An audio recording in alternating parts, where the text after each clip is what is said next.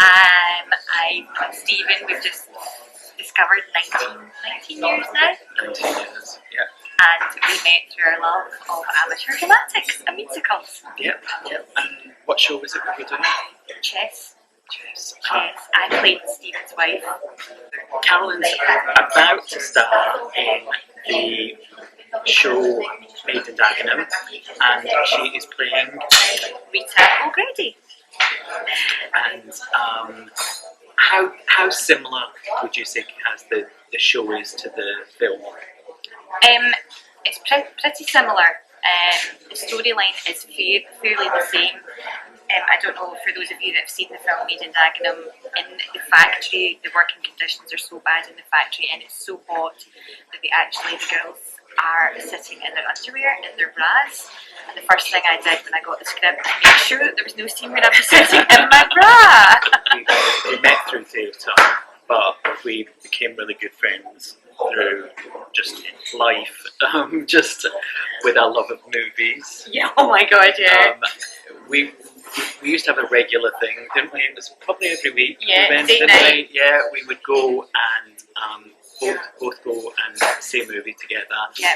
And I was thinking when I was coming in, do you remember we both drove.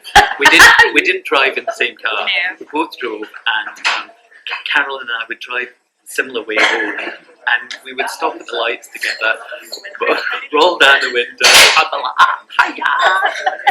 Remember? I do remember. And that was, that was in the first couple of years of our friendship, and then obviously I went to London 15 years ago, and then you came down to London to see me in Bombay Dreams. Oh my god, yes, Bombay Dreams. So, you did Shakalaka. Oh, I did Shakalaka twice. Yep. So that was 10 years ago. Yeah. Actually, it's more than that, I think. Gosh, more than 10 years ago. So, and also something else that I remembered was a first day was going on holiday. Was like the first time I ever went away with a group of people. Was with Carol and Gary and Stuart and Vinny and Carol and a load of other people. And we all went away and got a villa together, didn't we? Yeah. That was 1999. 1999. Yeah. And Carolyn, you'll never guess where we went either. I mean, so cliche. Where was it? We went to Florida to see Mickey Mouse. Florida. And I remember your dad taking me aside the night before we went away, and he said, Stephen, he says, I'm just telling you, you better look after her, because if anything happens to you, I'll kill her. I'll kill you, I mean. Not me. And so the thing is, Carolyn's got a better drinking belly on her than me, because I can't drink. She could drink. Remember the tequila? I was like, Kaz, what are you going to do with that? She would get the guy poured her a tequila about that big. I was like, no, but I did, I knocked it back. Yes, she did. Yeah, and then started dancing. Planet Hollywood, I think, and then it was kind of like Coyote Ugly. It was a cowboy bar, and then we went to some club that had a revolving dance floor. Yeah, was that before you vomited out the window? Yes, don't tell them that. I knew from day one when I met Carolyn that she had the potential to be a star, and to actually to hear of her now doing this role in Made in Dagenham is amazing, because it's like that role that was made for you, doesn't it? It seems like the way you talk about it. For me, and I know it sounds completely cliche as well, but when the club that I'm with, Paisley Musical and Operatic Society, said that they were going to be doing this show, and I had to listen to the music, and I thought, oh gosh, I can totally sing Rita's part. And then went for the audition and was flummoxed when I found out I got the part. But once in a lifetime, there's a role that comes along that will always stand out, and this character means everything to me. And a couple of my castmates have said, oh my god, you've actually embraced Rita and become Rita, which is not necessarily a bad thing. No, not at all. Yeah, loving it. And we were just talking about the emotion of it, because Made in Dagenham is it's a really gritty film. It's got a lot of comedy in it, but it's got a lot of heart in it as well, doesn't it?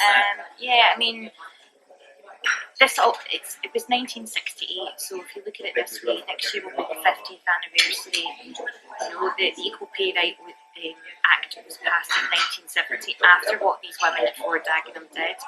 But it's sad to think that actually today some of us women are still fighting for equal pay. So actually this is ringing true for a lot of people just now.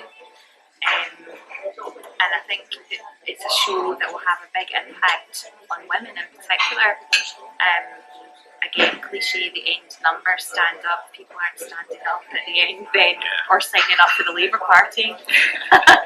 You know, it's quite powerful. And as Stephen said, it's so funny in parts, but it's so sad in parts because she comes on such a journey, and by the time she gets to the second act, it's, you know, a complete emotional roller coaster. Who played her in the film?